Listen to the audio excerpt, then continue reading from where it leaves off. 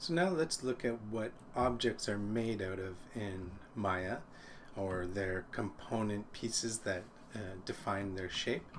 So I've got nothing in the scene here. Just turn on my grid. So I'm just in my perspective view, and we haven't looked at creating objects yet, but for sake of ease we will just use the Polygon Shelf, and you can create something like a torus. Any of these things, it doesn't really matter, and we'll look at creating objects later, but this is a primitive object, and you can change the settings for it, and again we will talk about all these things later on. But right now, when we're interacting with this object and we want to move it, rotate it, scaling it, we're dealing with it on the basis of it as an object, and what we're doing here are transformations. It looks like we're changing the shape when we scale it, but this is a transformation that's applied to the entire object. If we want to make changes to the base shape of the object, there are tools to do that, but they're acting on the components of the shape. And we can access these features in lots of ways. If up here in your status line, this will go between object mode and component mode here, these two buttons, but I never use them. I think the F8 will switch also between. But really, the way that I tend to work, because I don't want to move my hand all the way over to F8, is just right-click over the object, and we can go into the different components or back into object mode. So we're in object mode right now. The three most important components to look at are vertices, edges, and faces. So again, I'm holding down my right mouse button, nothing else, just to access this contextual menu. And there's a whole bunch of other stuff down here, but it's this little radial menu we're interested in right now. So if I right-click and go to Vertex, it will show me the vertices. So the vertices are the points between the edges which surround the faces. So the vertex is the base unit of an object in Maya. Now I should say that we're dealing just with polygon objects right now. In the next video we're going to talk about the difference between polygon objects and NURBS objects. Most of the work that I do involves polygon objects, and so we will deal with those exclusively for now. So the vertex is the base level component of a polygon object in Maya, and these can be manipulated just in the same way you can manipulate objects. So I can select some of them, and I can hit W to go into move mode, and I can move them and change their shape. I can rotate them if I've got more than one selected.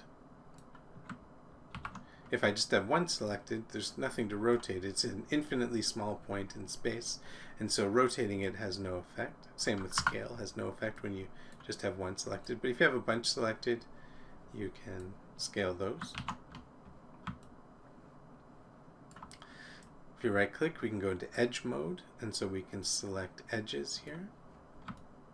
And we can do the same things. Now these ones we can scale and rotate even when you have one selected, because when you have one selected, essentially you've got two vertices selected on either end.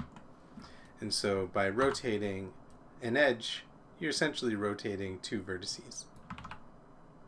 And that will involve changing the shape of surrounding edges that also depend on those two vertices. Now, something we'll talk about later on is edge flow, but you can see this is a nicely organized piece of geometry. The topology is nice and clean. So if I click on one of these edges, it just selects the edge, but if I double click, it will try and trace a path around the object of continuous edges.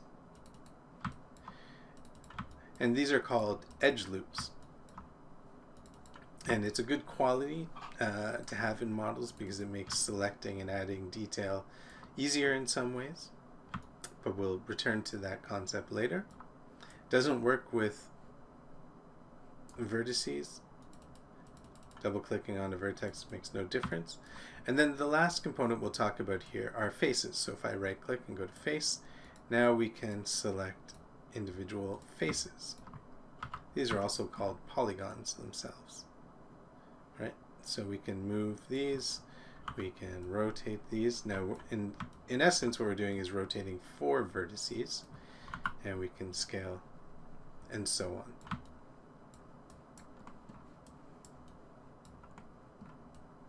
Another thing you can do, which is very useful if I go into vertex mode in particular, is use something called soft selection. So you'll notice if I just grab one of these vertices and go to move it, it only moves that one vertex. There's no effect on any of the surrounding vertices. And that's okay sometimes, but sometimes you want to have a gradual fall off. And that's what soft selection does. Now, this is very easy in Maya. It used to be much more of a pain. But if you select any component, you can, or any number of components, you can hit B on your keyboard. And it looks like things just turn yellow. But if I hold down B and left mouse drag, hold down B and left mouse drag, hold on a sec. I've changed some of my settings here, sorry.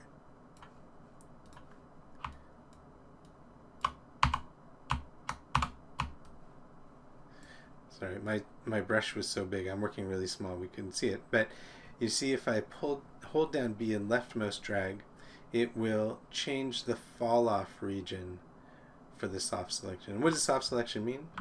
So now I've got a fall off region that's defined by the color here, so it's strongest in the middle, yellow, going to red to kind of bluish black here. And then even though I don't have these ones selected, there's a fall off of the effect of movement that's being felt there, and so you get a soft selection. You'll notice that I had to go in and check some settings here. So B is the shortcut for this, but if you go to our Translate or Move tool over here, double click on it, it will open up our tool settings, and there's soft selection down here, and there are other things to consider. We're using volumetric soft selection, so imagine you're selecting the tip of a finger on a hand. With volumetric, it just measures a sphere around that, and so it could potentially select the neighboring fingers because the tips of those fingers might fall within the volume. If you go to surface, then it's just going to select the tip of that finger and then fall off over the local surface. It's not going to jump to the other finger. In this case, we won't notice any difference at all. But soft selection is very useful. It works for scaling, it works for rotating, and so on.